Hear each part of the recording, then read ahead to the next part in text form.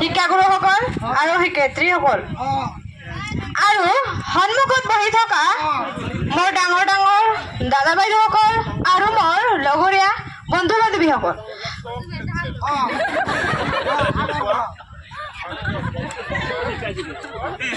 মাননীয় সভাপতি মহোদয় আৰু আজিৰ সদন মোৰ ভাগ্যত পৰিছে মহাবিদ্যালয় মহাবিদ্যালয় বুলিলে সাগৰৰ দৰে মানে সাগৰৰ যেনেকুৱা শেষ নাই আমাৰ এইখন মহাবিদ্যালয় শেষ নাই মহাবিদ্যালয় ক'বলৈ হ'লে মহাবিদ্যালয়ৰ অৰ্থ হ'ল মহান ডাঙৰ য'ত মহান মানুহ বুলি কোৱা হয় ঠিক তেনেদৰে উদাহৰণ মহান মানে ক'বলৈ গ'লে মহানেই আমাৰ এই মহাবিদ্যালয়ত পঢ়ি থকা ল'ৰা ছোৱালী আৰু মোৰ বন্ধু বান্ধৱীসকল আৰু দাদা বাইদেউসকল তেওঁলোকে এই আমাৰ এইখন মহাবিদ্যালয়ত পঢ়ি সকলোৱে পঢ়িছে আৰু সকলোৱে পঢ়ি কোনোবাই ডক্টৰ ইঞ্জিনিয়াৰ কোনোবাই কাউন্সিলৰ প্ৰেচিডেণ্ট আৰু বিভিন্ন কিছু হৈছে আৰু মহাবিদ্যালয় অবিহনে কোনো ডাঙৰ মানুহ হ'ব পৰা নাই যেনেদৰে হ'ল প্ৰধানমন্ত্ৰী ৰাষ্ট্ৰপতি মুখ্যমন্ত্ৰী আৰু সকলোৱে এইখন বিদ্যালয় পঢ়ি তেওঁলোকে তেওঁলোকৰ নেতৃত্ব এখন য'ত ক্লাছ কৰিছে এখন মহাবিদ্যালয় পঢ়িলে তাতে এনেকুৱা এখন অনুষ্ঠান য'ত আমি সৰ্বাংগীন দেশৰ মানে যাৰ মাজত যিবিলাক প্ৰতিভা আছে সুপ্ত প্ৰতিভা সেই প্ৰতিভাবোৰ আমি প্ৰকাশ কৰিব পাৰোঁ সেই সকলোবোৰ প্ৰতিভা প্ৰকাশ কৰাৰ এটা হ'ল অনুষ্ঠান হ'ল এই মহাবিদ্যালয় য'ত আমি সকলো ধৰণৰ জ্ঞান পাওঁ কেনেকৈ চলিম ৰীতি নীতিৰ মাজত থাকিম আজি যে আমি শিকিছোঁ এইটো এই মানে সন্মুখত বহিব লাগে শৃংখলাবদ্ধভাৱে বজাই ৰাখিব লাগে ডাঙৰক সন্মান কৰিব লাগে আৰু আমাৰ শ্ৰদ্ধাসকলক গুৰুসকলক যে স্নেহ কৰিব লাগে আৰু ভক্তি শ্ৰদ্ধা সকলো কৰিব লাগে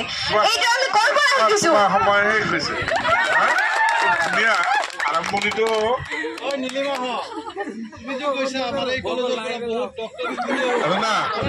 এতিয়া শুনা বুজিছো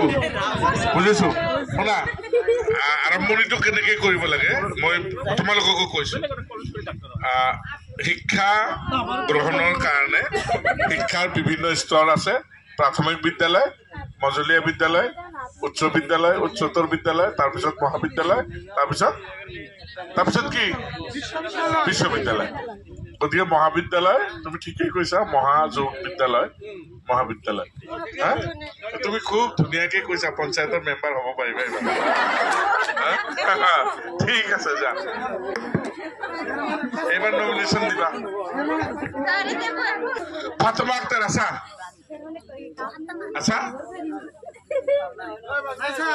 একটা নীতি নিৰ্ধাৰণ কৰা বা এটা নীতি সন্নিৱিষ্ট কৰা এটা পুথি বা একটা গোট প্ৰত্যেকটো বস্তুৰে এটা সংবিধান থাকে যেনে আমাৰ মহাবিদ্যালয়খন নিৰ্দিষ্ট একটা সংবিধানৰ মাজেদি পৰিচালিত হয় প্ৰত্যেকখন দেশৰ তেনেদৰে প্ৰত্যেকখন দেশৰে একোটা সংবিধান থাকে যি হোক